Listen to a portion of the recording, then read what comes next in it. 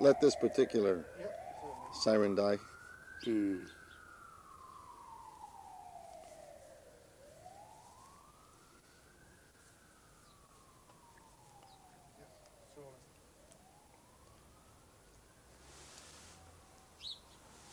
This is July 19th, 1990. We're at the home of Professor Clyde Mitchell in Oxford, England. Nice to see you again, Clyde.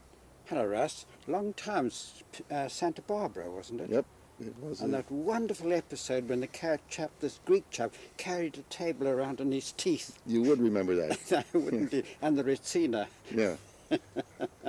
One of the great Greek meals. That's right, it's great. Right.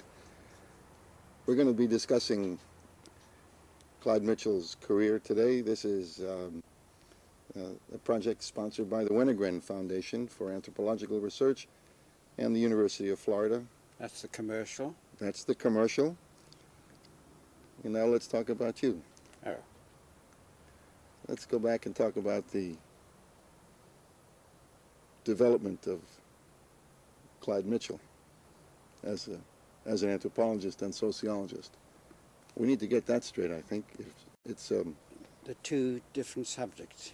Yes, well, that was all accidental. How far do you want me to go back? To my very early childhood? Well, where were you born? I was born in a place called Pietermaritzburg, which is a town in the middle of Natal, South Africa, where all of this disturbance is going on at the moment. My father was a railwayman, and we moved around a good deal in Natal. It was a time when one spoke to all the African servants in their own languages. So I was familiar with Zulu from my childhood. Anyway, what happened was that we grew up as railwaymen's children and were never really very well off. I had 6 brothers, and I was the middle one, number 4. And we were in fairly dire financial straits all our lives. Now this has a bearing on my later career, because when I was in school and doing my school certificates, I was desperately keen to go to university. I wanted to go on in further studies, but all university there was fee-paying, and my parents just couldn't afford it. So I applied for a teacher training grant, and had I got it, I'd be sitting teaching people quadratic equations someplace in Natal to this day. But they turned me down. They thought I wasn't clever enough. You started in mathematics? No, I was going to go into that field. I was going to go into entomology, as a matter of fact.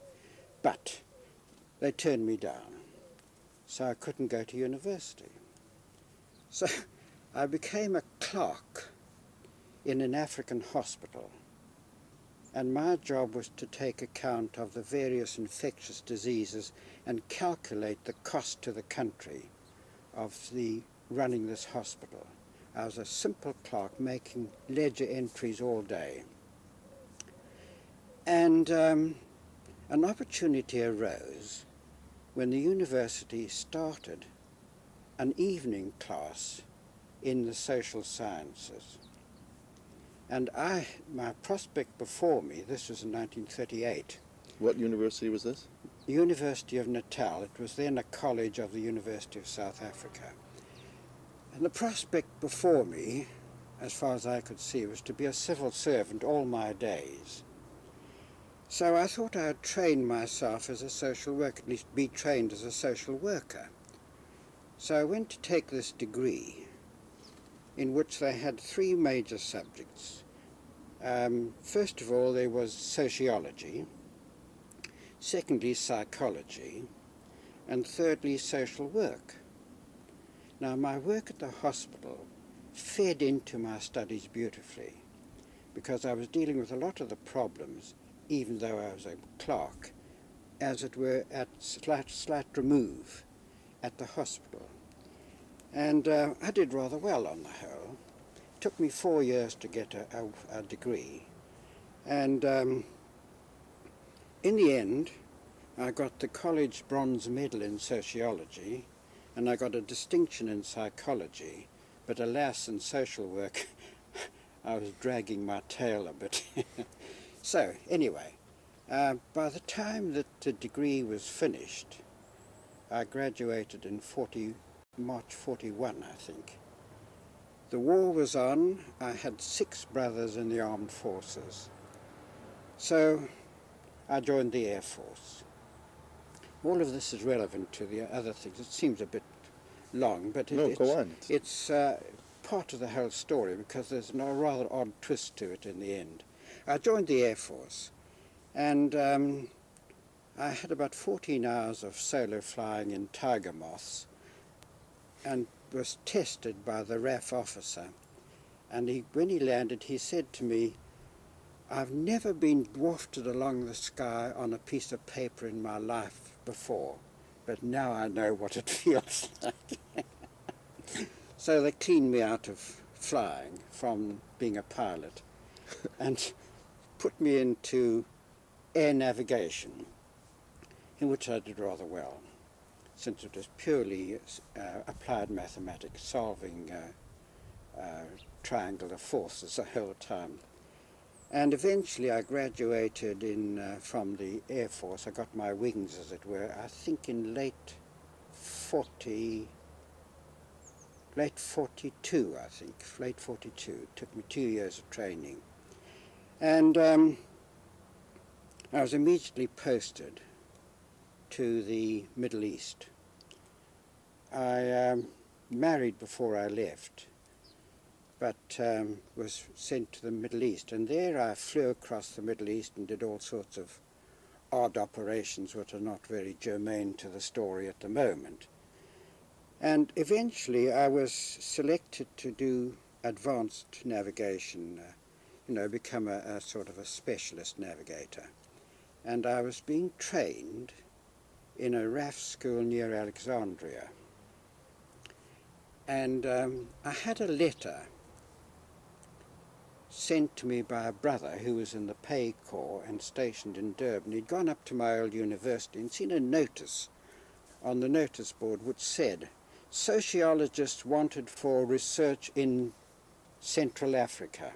That was convenient. The war was now 45. It was obviously going to end before too long, and there was a reasonable chance I would survive, since I was going to do mainly office work, not flying in airplanes after this.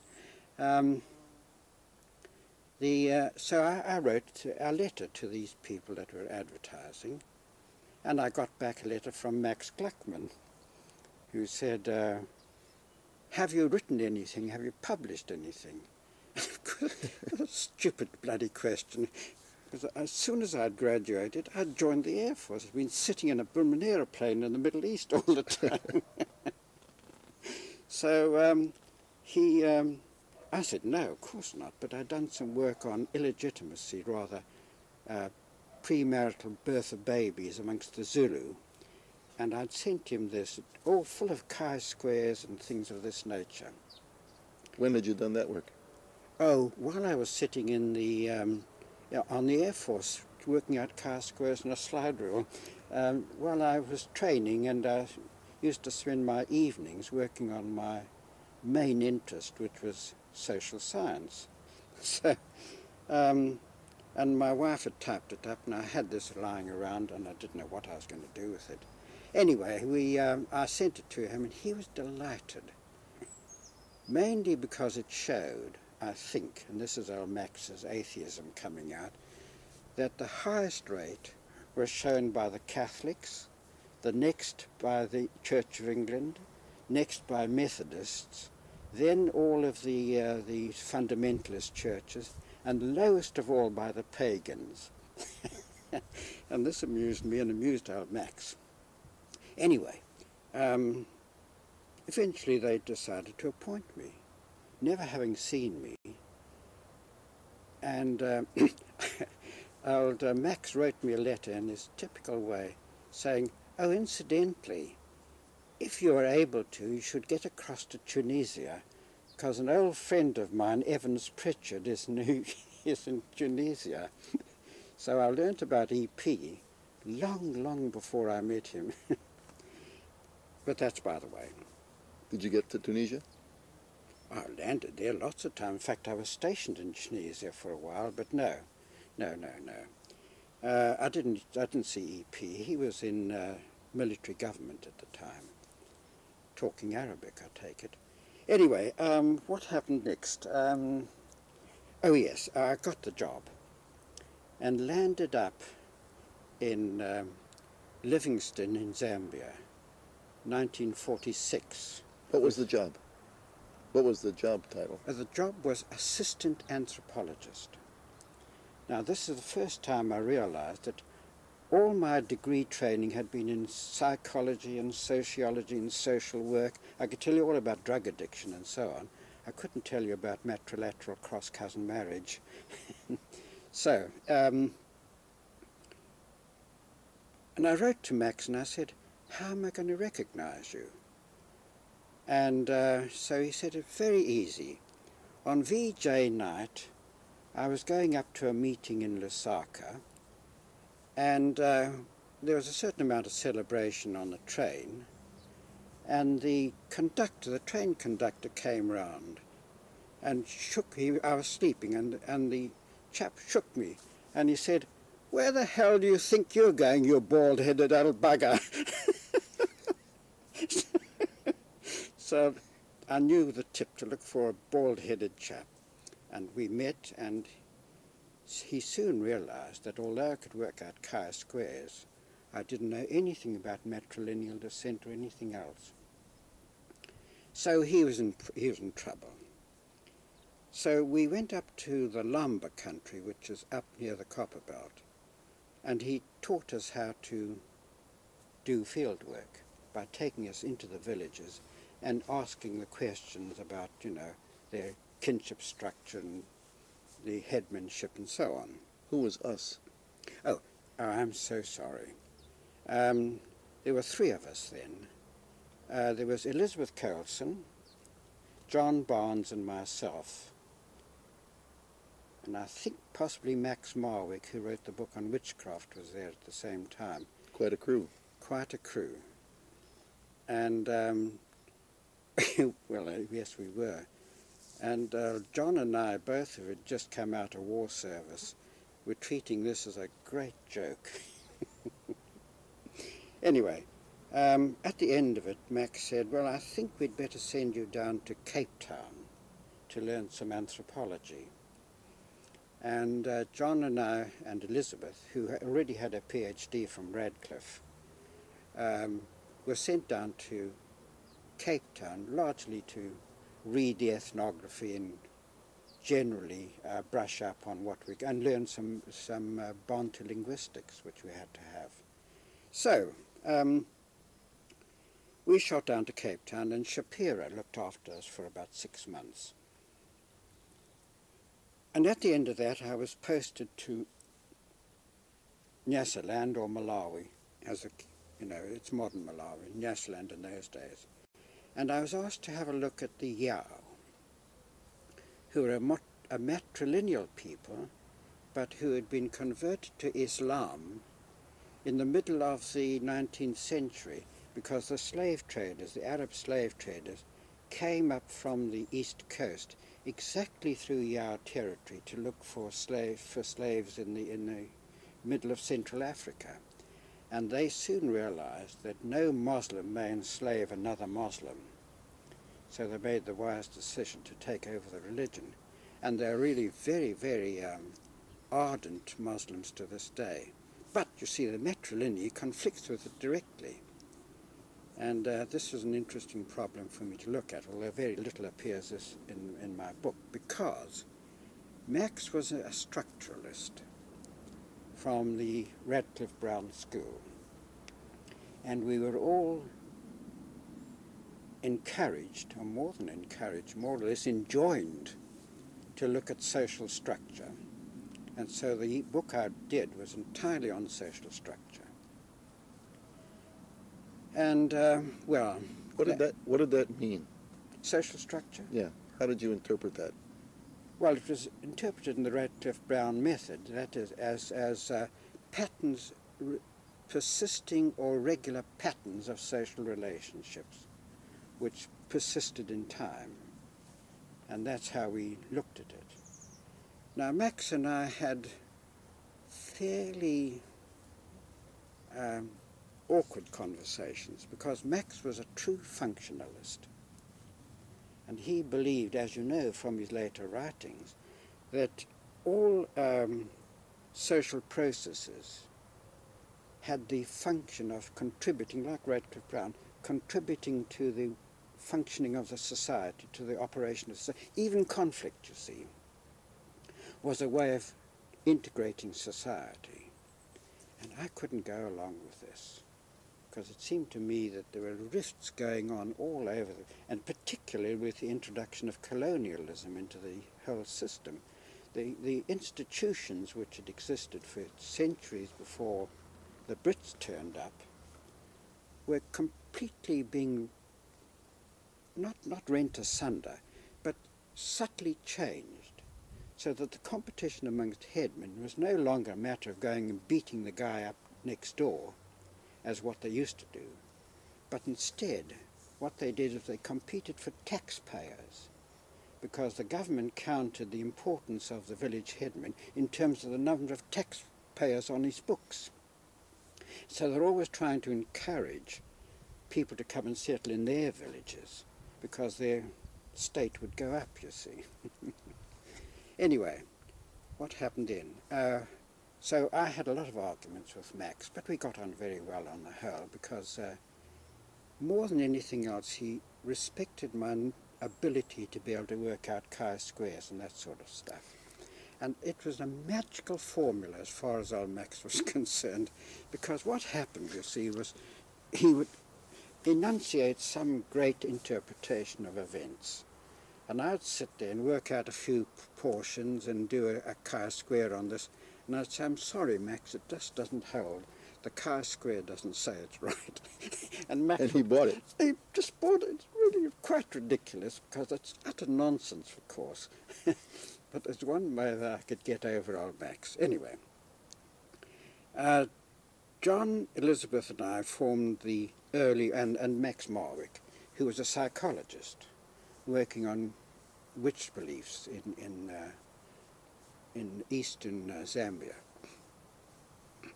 We formed the early team. And the way in which the Institute was run, I think, is quite interesting, because what old Max did was that periodically, say after about 6 months, he would call us all in from the field. We had to travel hundreds of miles to get to Livingstone or later Lusaka in order to be able to attend a week's discussion of fieldwork. And what we'd all do is present a paper on our latest findings. We'd present the data and then present our first attempts at making sense of it all. And these people would listen and make suggestions and make critical suggestions about the way in which one was doing the work, but particularly fieldwork suggestions about what you need to know in order to be able to answer the questions that you were asking. And of course this was the most valuable experience, because we were all going back into the field, and so we were able to fill in the data, Apply things as you went. apply things as we went. And this, I think, was probably the crucial method of building us into a team, because we worked out our differences and worked out a similar approach in these seminars, these fieldwork conferences. And of course the whole emphasis that Max imparted on us was systematic fieldwork and detailed fieldwork. Concrete documentation. He's always quoting Malinowski at us. Concrete documentation. Everything had to be written down, maps had to be produced, censuses had to be taken of the villages. Everything was terribly systematic. And we all worked on the same. In fact, we developed a set of forms, schedules, which could be filled in while we were in the field. And these were invaluable because while the front of the schedule had the date of birth of the people and when they moved and who they'd married and the clans and all, on the back there was all the interesting stuff that they told you while you were talking to them. And these became sort of field note records. Anyway. Where are those records? Oh, they're all archived. They're all archived. My own ones are in the Rhodes House here at Oxford. But under our contract, we had to leave copies of all our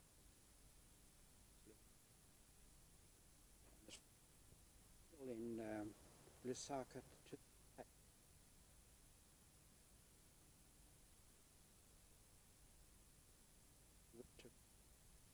for whoever wants them, all indexed, at least they exist, so people can look them up and see what's there.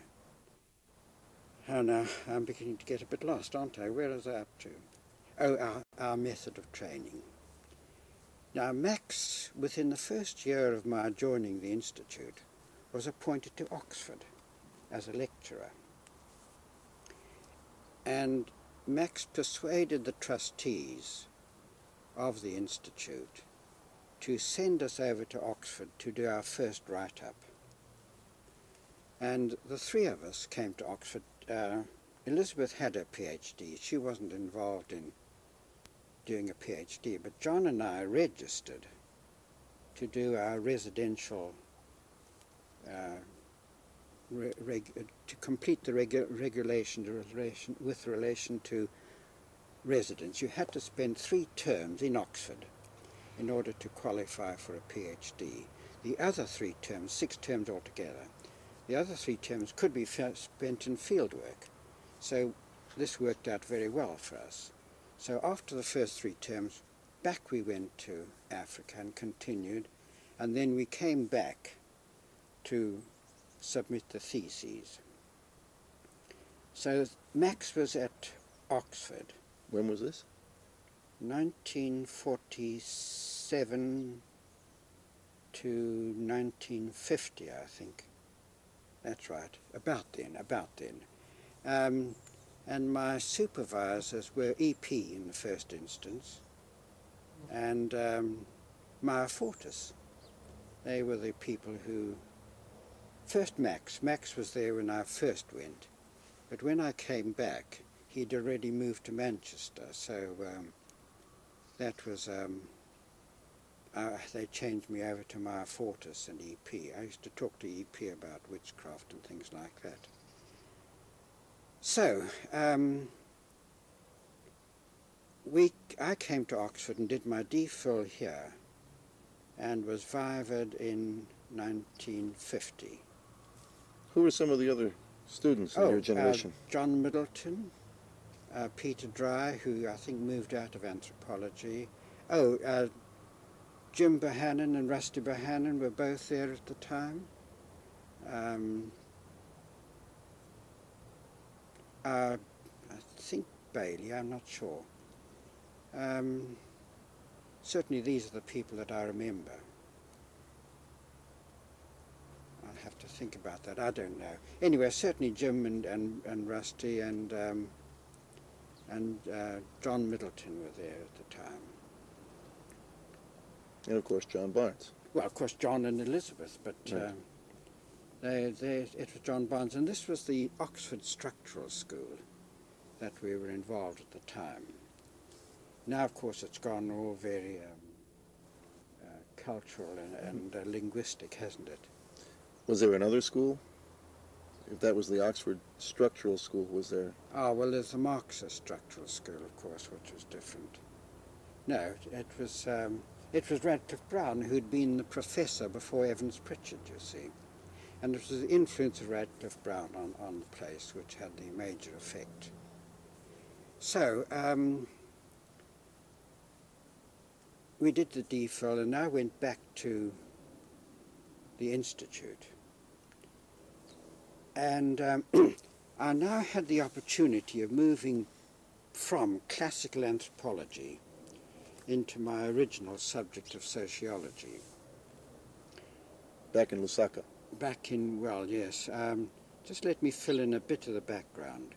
You see, the Institute was set up originally by Sir Hubert Young, who was a governor of Zambia, was then Northern Rhodesia, and a couple of people from the mining companies. They had put money into this institute because they wanted to know more about the people they were handling. And the whole purpose of the institute was to provide information about people which would be useful to administrators and the labour officers on the mines. So that the whole emphasis was on modern studies, not on classical cultural studies. Now, the first director was a chap called Godfrey Wilson, who wrote a marvellous book called The Economics of Detribalization. And this dealt with the changes that people had to make in their way of life when they moved into towns. And he was studying in Broken Hill, now called Kabwe, at that time. And this is a marvellous analysis of the way in which customs, which were part of the rural way of life, had to adapt and change to cope with modern urban conditions. And I was going to follow on in that framework, but I had to do the copper belt. He was in a lead and zinc mining town. I was to do the copper mining towns. And in the end, I did all the major towns in the country. And I used my sociological skills to be able to take random samples and conduct a massive social survey in which something like, I've forgotten the figures, about 12,000 people were interviewed in these towns on a variety of questions.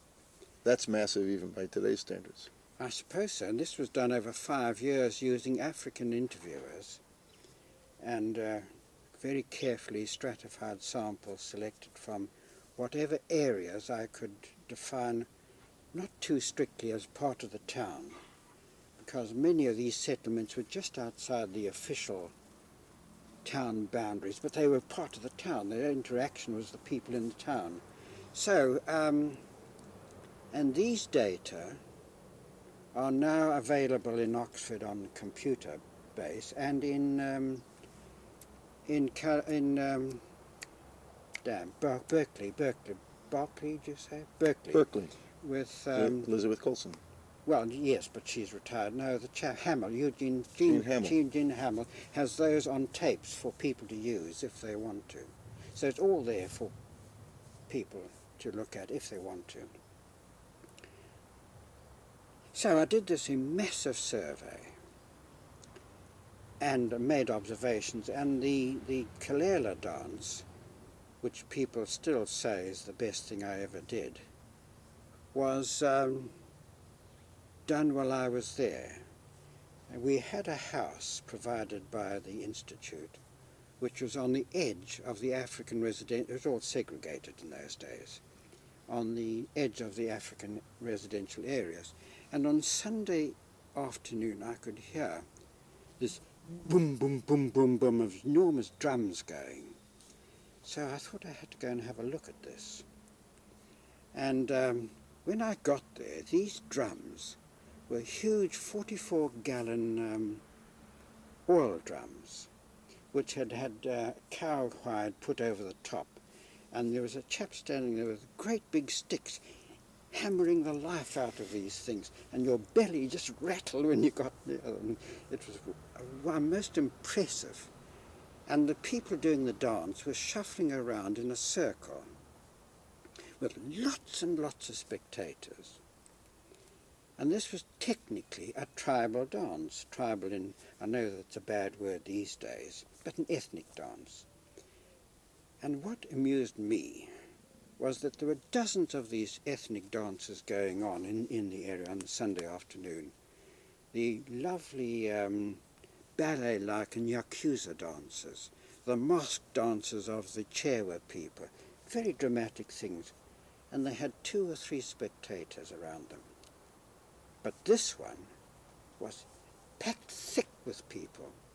And as you may know, what was going on is that these people, they're all young men, dressed resplendently in modern European-type wear, neat shirts, pressed grey slacks, polished shoes, and they were all singing songs in the lingua franca of the Copper Belt, Chibemba, well, a sort of a modified Chibemba.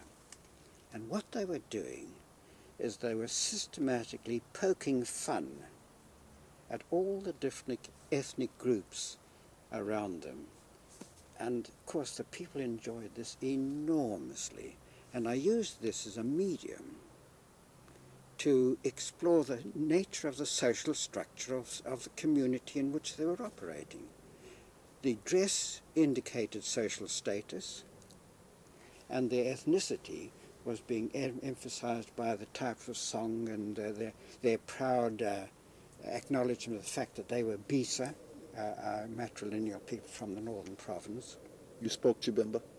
I didn't speak Chibemba very well. I had one of my African assistants there recording the songs in Chibemba, which I had later translated, and it appears in Kalela, but I translated all these things, at least some of them. Were they recording them on the spot?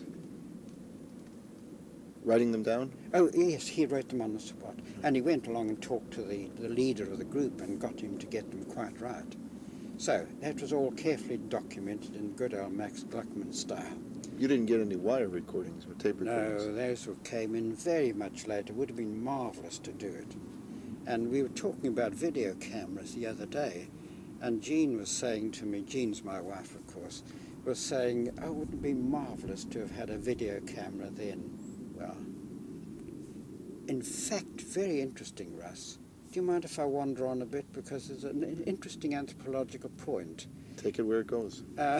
Ronnie Frankenberg, who did the study of the Welsh village, was in Zambia at independence.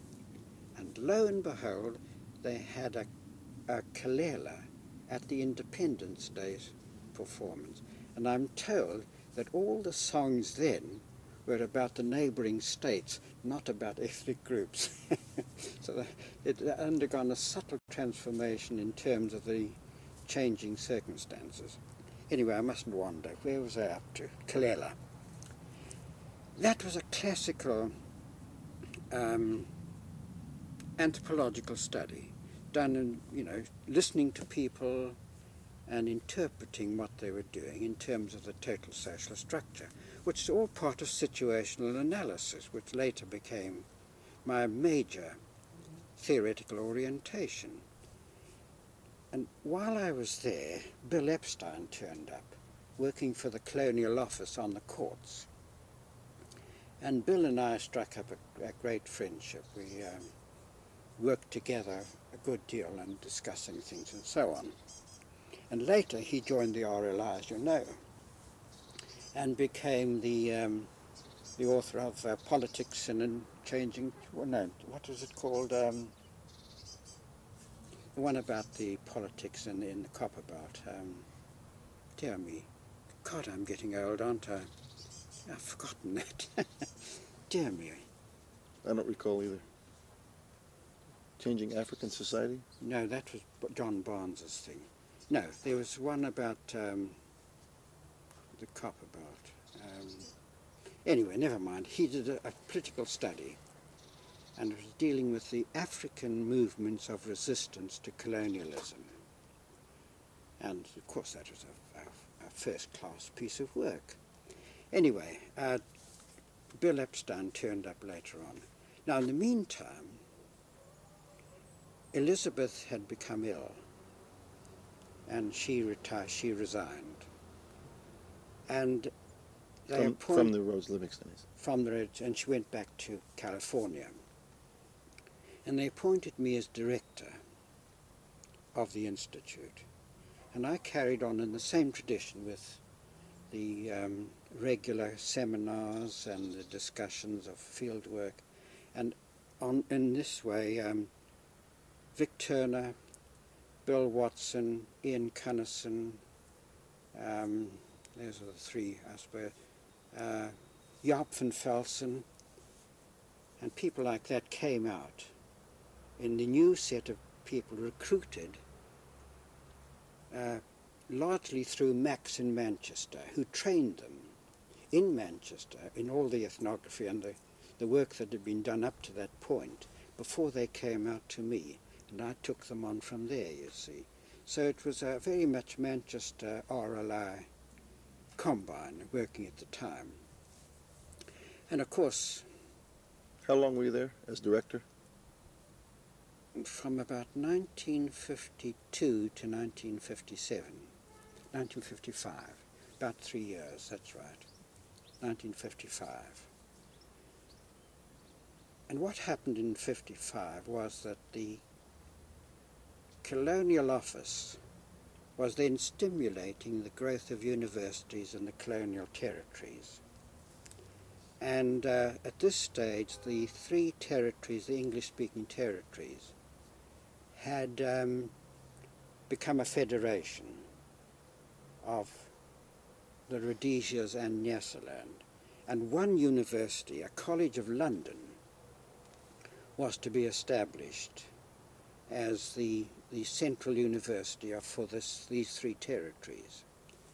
And they were advertising for a professor of African studies. And I thought, well, now, the institute had no security, no pension fund attached to it, and I had a family. I was going to look for a job in the university, so I applied. And they appointed me. So I moved down from Lusaka down to what was then Salisbury, now Harare, and established the department in the university there. Now, Department of African Studies. I was just going on to say that. There's no such topic as African studies per se. There's no academic core to it, you see.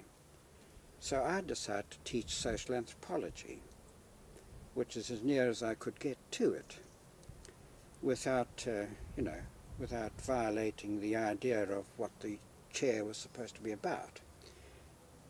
But I had a big problem, and that is that because of the educational position in the area at the time, very few Africans could qualify with the London standard of admission. They were to get London degrees, and therefore had to have the requisite London entry qualifications. So the classes were almost very heavily white to begin with. And I was desperately anxious not to create the idea that anthropology was about blacks.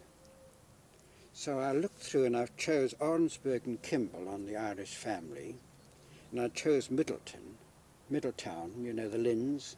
Right. Because they dealt with non-blacks. And then I had the Newer and Trobrians and several other classical ethnographic studies as a balance to these. And this ran quite well. It was only a general degree in those days, and the London structure was you had general and honours degrees. Honours degrees are specialist degrees. You specialise in a subject. general, where you had a wide range of subjects. Most of them are going to be school teachers anyway. So they only need a smattering of these subjects. So, and this went on, and finally I decided that to call this African Studies was a bit of a misnomer. So I opted to change it to sociology. And then we were free to teach a wide range of topics, many of which were very relevant to the developing economies of the time, like industrial sociology and so on. So we did that, and things went quite well.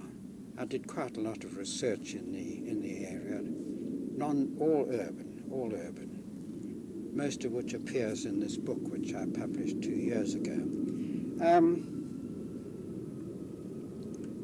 But at the same time, I was vice principal of the organization, and that meant I sat on every committee from the top down to the bottom. And I saw things happening there which worried me a lot. For one thing, all the black faces disappeared from the committees that we were on. Now this is the time of Smith's government, you see. And systematically, his political supporters were filled into these vacant posts on these committees in which the government had a say. And you could see the way it was going perfectly clearly. These were university committees. Oh yes, oh yes, oh yes, but the government had lay members on it, and somehow always one of Smith's supporters appeared on the lay member side of it. And things like finance committee, you see, would have financiers or bank managers or people like that. So to cut a long story short, I was in trouble. I could see the way things were going, and I wrote to Max, who's always been my saviour, and I said, things are going sour here. So Max came straight back and said, there's a vacant chair in the Manchester department, why don't you come? So why do you say you were in trouble? Well, because I could see that there was going to be a war. There was going to be a war. And in any way, I'd got myself in trouble with the government because we had crossed Smith, because he had said that he'd consulted anthropologists about using the chiefs as the representatives of the people. And he had done, well, what anthropologist he'd consulted, I don't know, probably his own staff, but not us, and looked from the outside that we had told him this. So we wrote a letter sharply criticizing this and saying the only way in which you can get a representative type of representation was to have open voting. And of course this was anathema to the government. So we published this paper, and we were heavily attacked by the government. In fact, there were questions in the equivalent of the Houses of Parliament about it, and so on. So several of my colleagues who had signed this letter, including my former wife, who had been doing cancer research in one of the towns, were refused admission back into Rhodesia as it was then. So we, Max said, there's a chair waiting for you if you want it. Before you go on to the Manchester post, when you were in the Rose Livingston Institute, and you had Epstein there, Mm-hmm. he was writing about Politics in a Changing Society. That's the name of the book. Politics in a Changing Society. Politics in a Changing Right. Society. Mm. And how various African groups were challenging Mm-hmm. the colonial government. Did anthropologists at that time discuss clearly and openly the role of anthropologists as facilitators of the colonial government?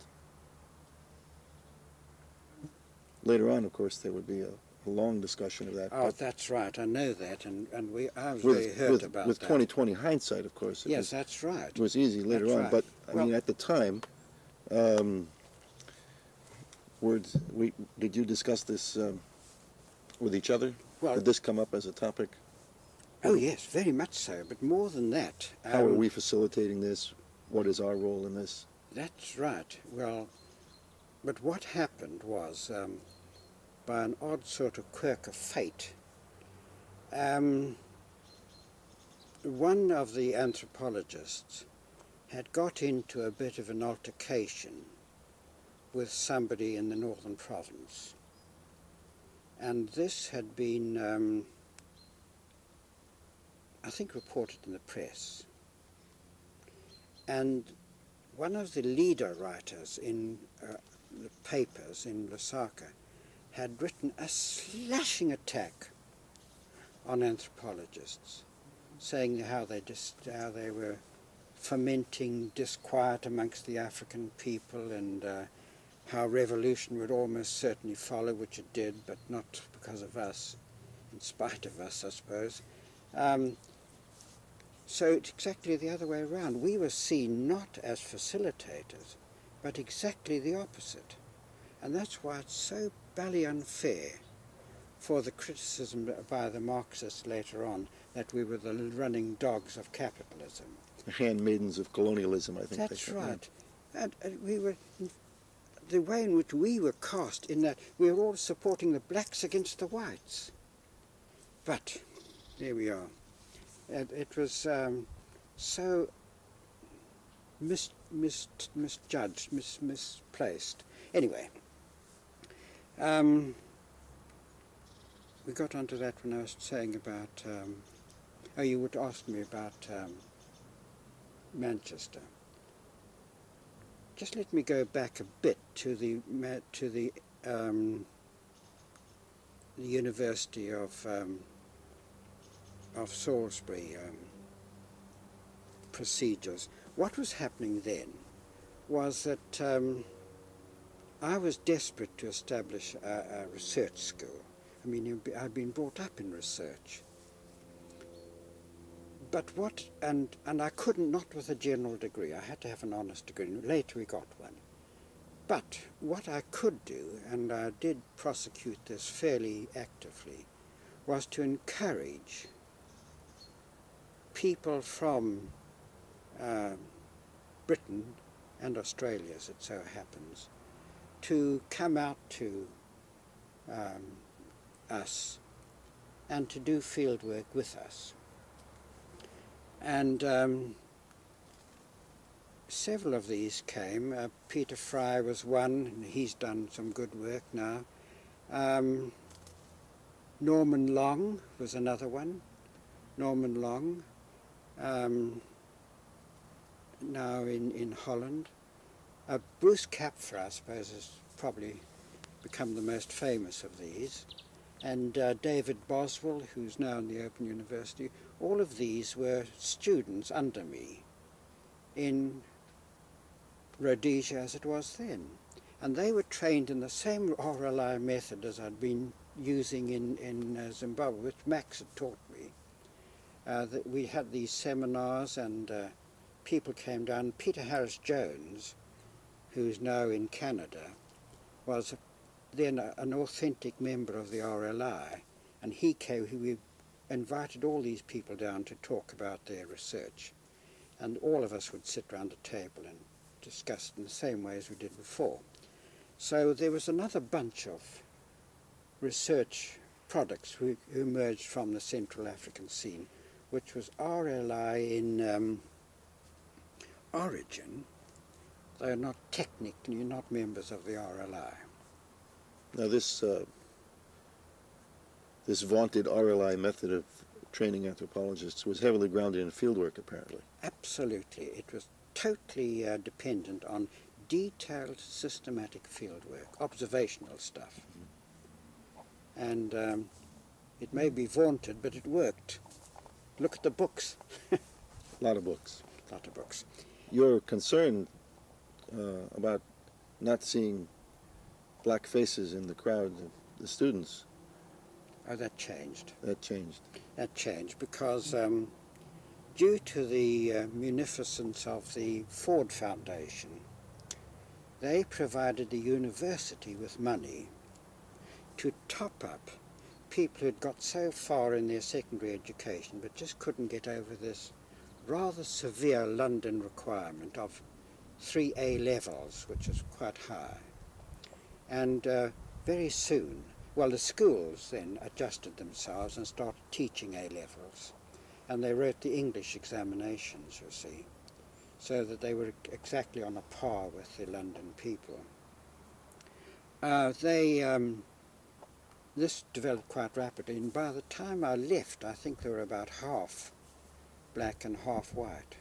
So it had changed dramatically by the time I left, which was in 1965, because, as you may remember, Smith declared unilateral independence. What's it called? UDI, the Unilateral Declaration of Independence. He said, "I'm free from you people," and that was the beginning of the end, of course, for him and for people like myself.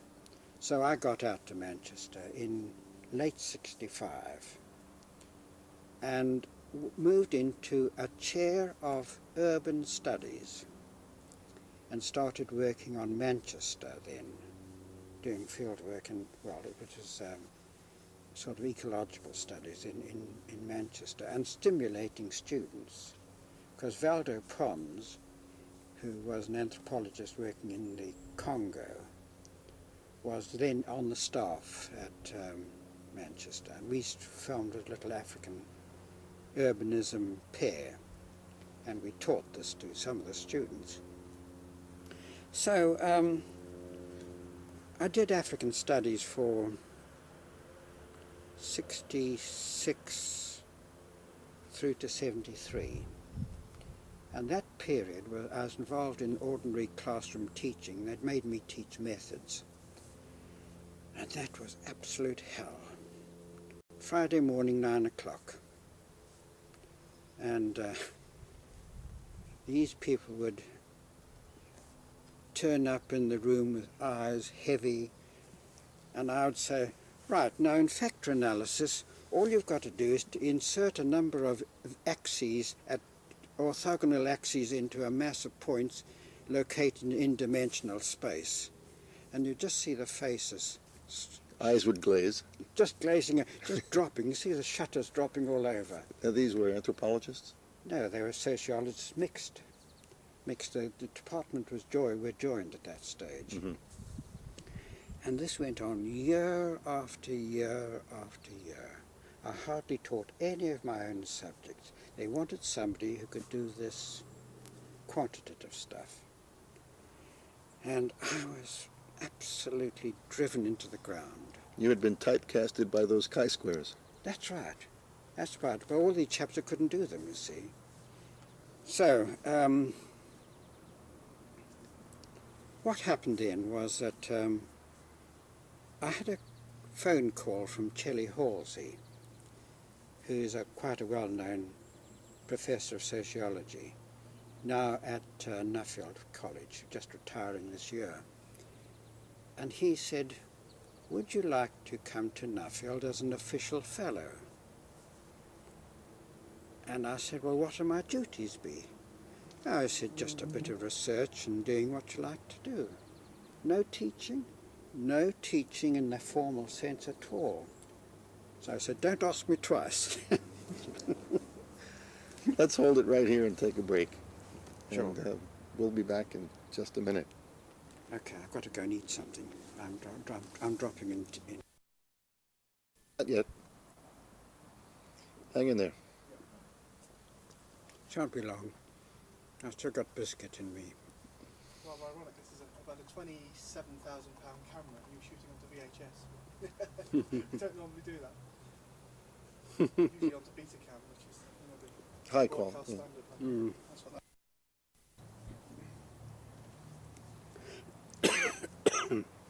Well, we're back with Clyde Mitchell. Before we go on to the last part of your career at Nuffield, let's go back a bit and talk about network analysis. Oh, yes, indeed. Yes, yes. Well, part of the arrangement I had with Max at Manchester was that periodically I was entitled to overseas leave, as they called it, like colonial servants did in the old days. You could go back to England for 2 or 3 months, and Max used to arrange for us, for me in particular, with any of his acolytes, excuse me,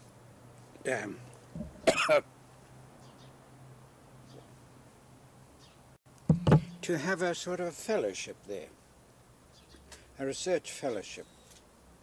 We had a room in the department, and we could use the libraries, do a bit of work, and so on. Damn. And on one occasion, in the early 50s, I was there, and John Barnes had come in from Norway, and he read us the paper about networks, which we were fascinated with. And I went away with this idea. I am sorry. I went away with this idea, and it fitted into exactly my own approach, because I was particularly interested in interpersonal relations, partly because I'd been trained in psychology before, I suppose, but it was the minutiae, the stuff at the bottom of the ground where people were doing things in relation to one another, which fascinated me. So, and this seemed one way out where you could get a nice theoretical line on it. Now, John's early paper was not very theoretical in the sense of being formal as it is today. In fact, the use of the idea of the network was simply of a way of showing how everything is always connected, rather than showing clustering or any of these more technical features which exist today. And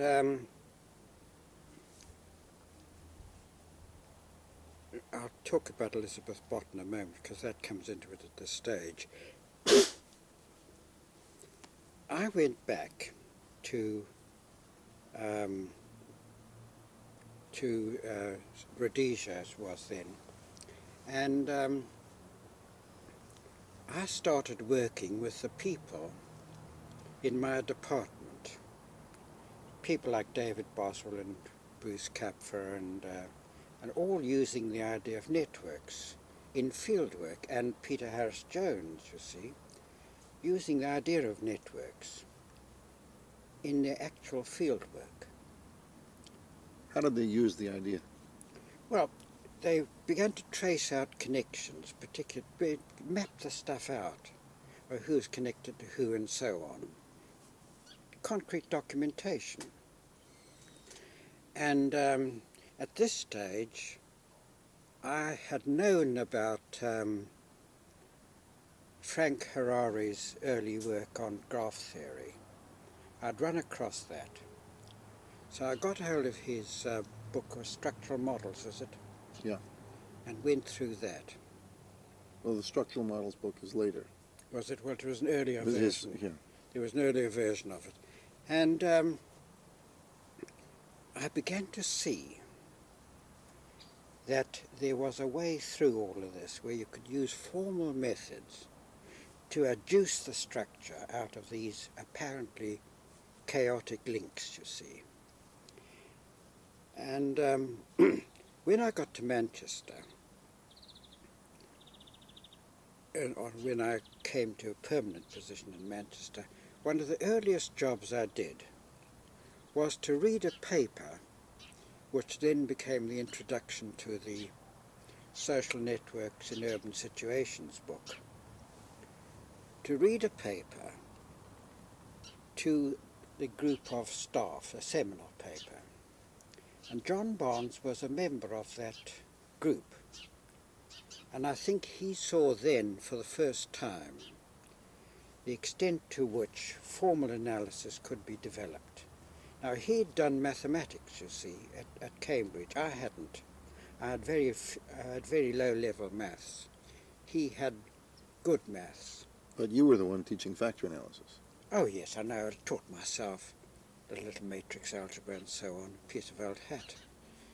So John took hold of this idea and began to develop it, although he never really got on to using it in any sort of substantive analysis. He didn't collect his data in a way I think that could be used formally. And the whole idea began to spread into the department in Manchester. But Max was always somewhat opposed to it. I don't know why it was. He thought this, I don't know why it was, but he was never terribly enthusiastic about it. He liked the chi-squares. Ah, because that was a magical worry, but I don't know why it was. Anyway, what Max used to do was to invite people up to Manchester to read a paper on something. And one of these was, of course, Elizabeth Bott, who was then working on this whole business of class in relation to family organisation. When was this?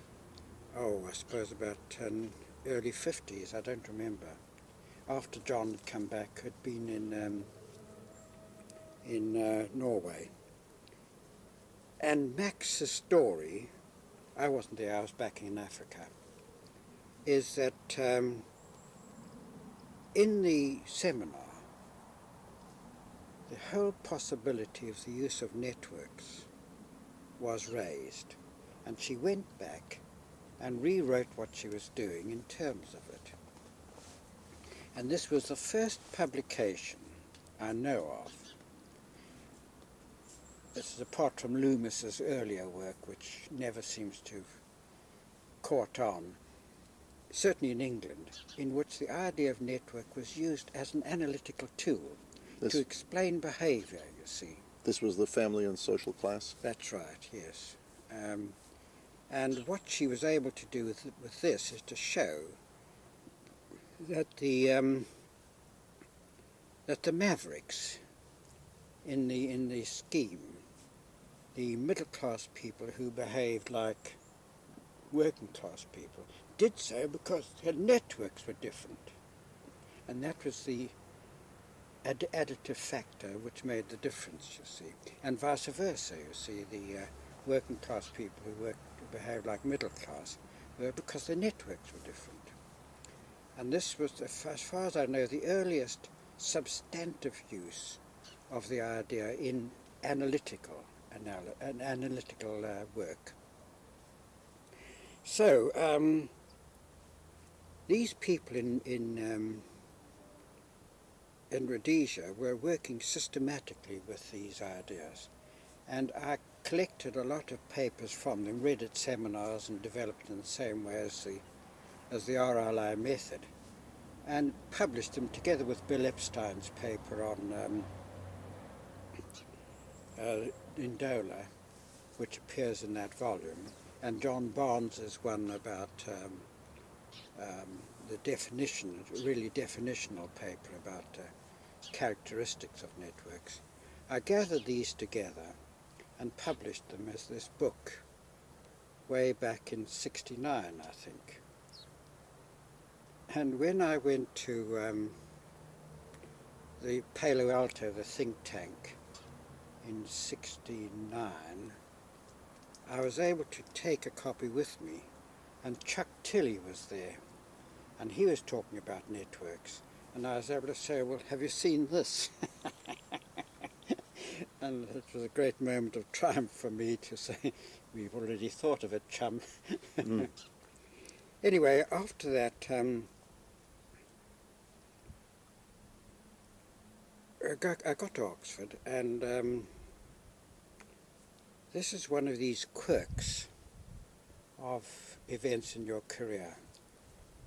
My former wife was dying of a particularly painful type of cancer, and I was really stopped from doing any work for some time until she finally died. And it took me a long, long time to get over that shock. And then I started getting back into work. But the irony of it is that although Nuffield College is a social science college, there was never a single anthropologist there while I was there. Why they had appointed me, I think it's because I could do factor analysis, not because I was an anthropologist. And you were appointed as a fellow. Oh, yeah, as an official fellow. And I ought to explain that. I don't know if it's relevant or not.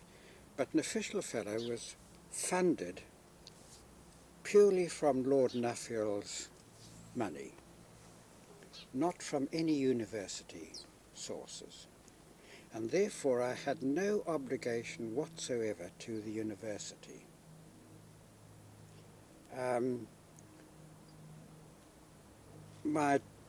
supervised students for the university, but that was, as it were, by my own wish, rather than I couldn't be forced to. If I said no, that was it. So it was a lovely free life from that point of view. I had no formal teaching at all, but I did have PhD students. But the irony of it is that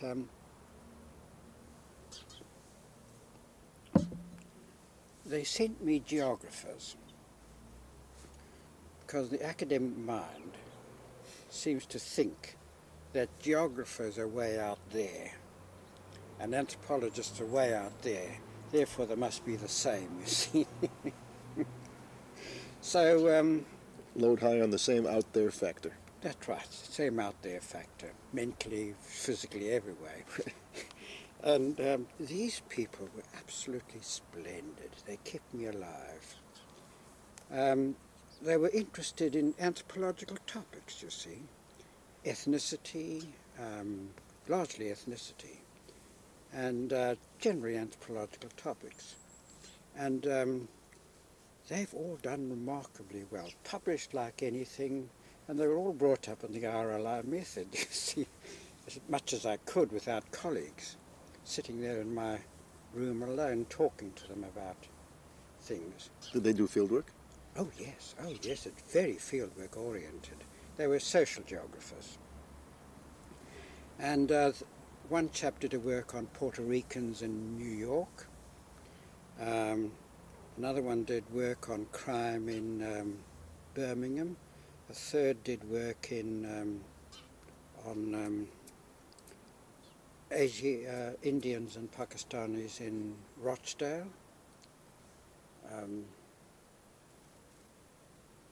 Another one did work on gentrification in Fulham, in London. Things of this nature. And they were fascinating people to talk to, and they kept me alive, intellectually, because otherwise I would have to taught on English class structure or something like that, which bores me stiff. Anyway, within a year of my retiring, lo and behold, over the horizon comes an American student who wants to do anthropology and gets into Nuffield. And this was the only anthropology student I had in my whole of the 7-odd years I was there. When did you retire from Nuffield? 1985. It was 12 years, wasn't it? 12 years I was there. One anthropologist. And he's done rather well. He's now teaching in a centre for ethnic studies and cultural studies. So he did work in Trinidad, not Africa. So that was it. And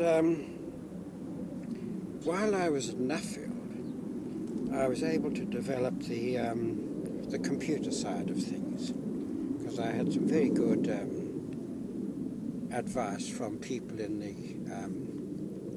the social studies faculty who knew about computers. And in the very early stages, I read Ron Breyer's the paper by Araby, Boorman and White, was it, on block modelling. And I thought this was marvellous. First time we'd broken away from graph theory into something new, you see. And it was totally unavailable to me. So I sat down and worked out how they did it and wrote a program to do it on the Oxford machine, and wrote several other programs for network analysis. And these became the only programs in England at the time. That was long before Usenet came into use. And they were used in West Germany, they were used in Holland, and in some other places in England. So I spent a lot of my time doing formal analysis of working up the computer programs to do this sort of stuff. And yet I've heard you say that you think that network analysis has gotten too formal. Oh, sure it is. Oh, sure it is. My philosophy on this is very straightforward.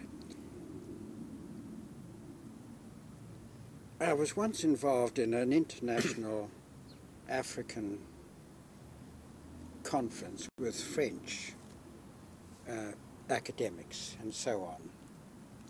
And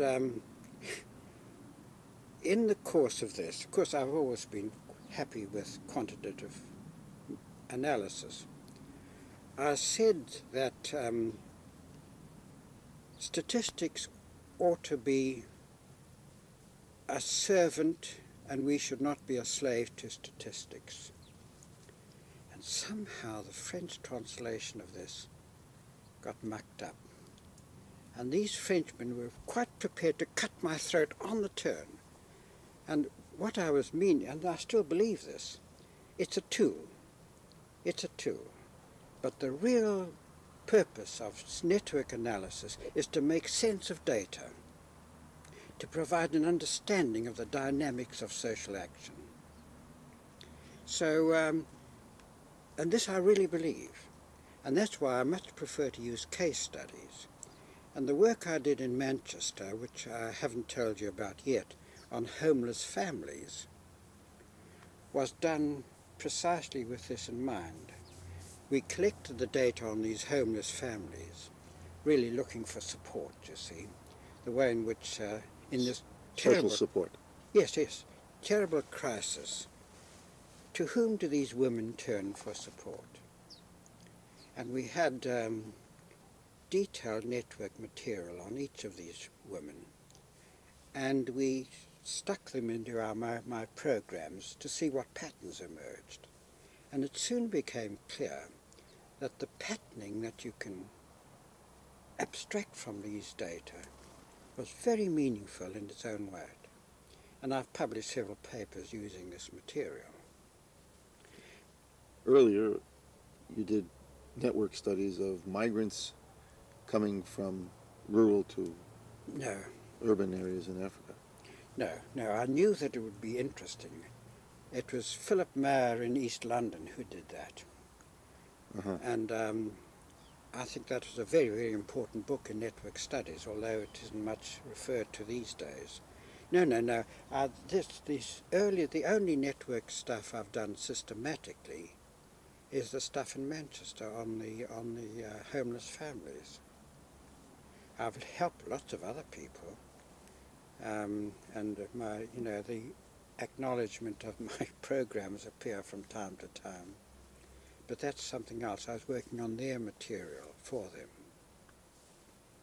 So, and large part of my life in Nuffield was devoted to network analysis, and never once was I called upon to teach social networks or to talk to anybody about social networks other than to my own students.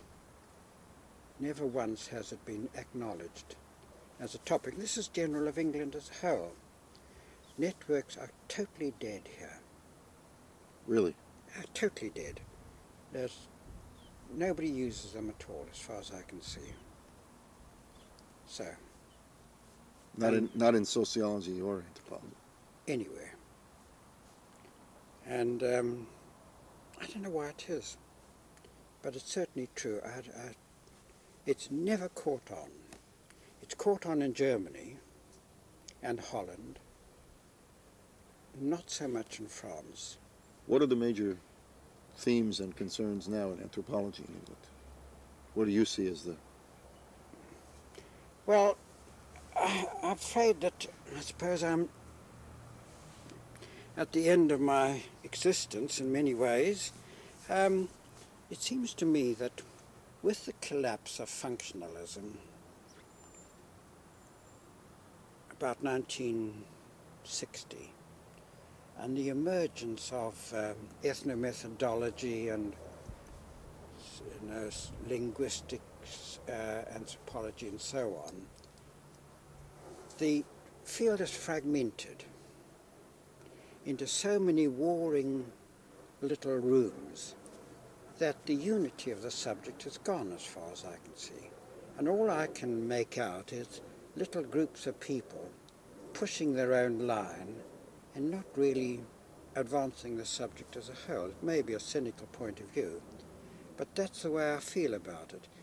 In the old functionalist days, and this sounds like I really am an old man, we used to have arguments. You could carry on a discussion in the ASA, the Social Anthropologists Association, in which you could communicate with the chap arguing with you, because you were arguing within the same framework of discourse. Nowadays, when you go to one of these meetings, they really are talking past one another the whole time. And unless you go to, say, an ethnomethodological discussion, where they are working within the same framework, but it seems to me the subject has become tremendously fragmented. People get different training? I'm sure they do. I'm sure they do. Because you go to a school where some line is pushed and that's what they learn. That's anthropology. We hear the same lament in the States about anthropology. You do? Oh, well, I'm glad that I'm not so totally out of date. And Are there clear theoretical lines drawn? Or is it substantive camps? oh, I think it's theoretical. I think it's deeply philosophical. It's epistemological, basically. There are epistemological differences, which I don't think can be resolved. What are they? Well, the whole business of the way in which meaning is abstracted from data is basically an epistemological problem. And if you approach it from, say, a phenomenological point of view, you get a different answer than if you approach it from a structural point of view. And this is what I'm really talking about. We've got ourselves, I think, into a philosophical bog where our feet are stuck in the mud, and I don't know whether we'll ever get out of it. I don't know. I don't imagine the philosophers are much concerned about our problems. I think we've tasted of their wares a little too thinly. I think if we were better philosophers, we could see our way out, I'm sure. Very interesting. Well, there we are. Fine way to Well, end a great conversation. my life is really devoted now to growing these lovely acanthus, known as bear's breeches. So that's what I spend my days doing now. Thanks very much.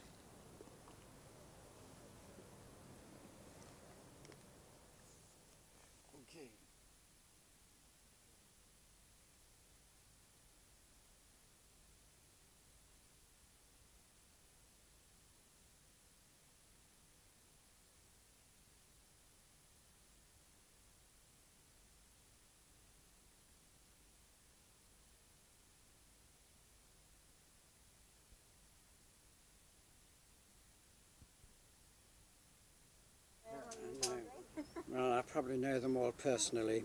27,000.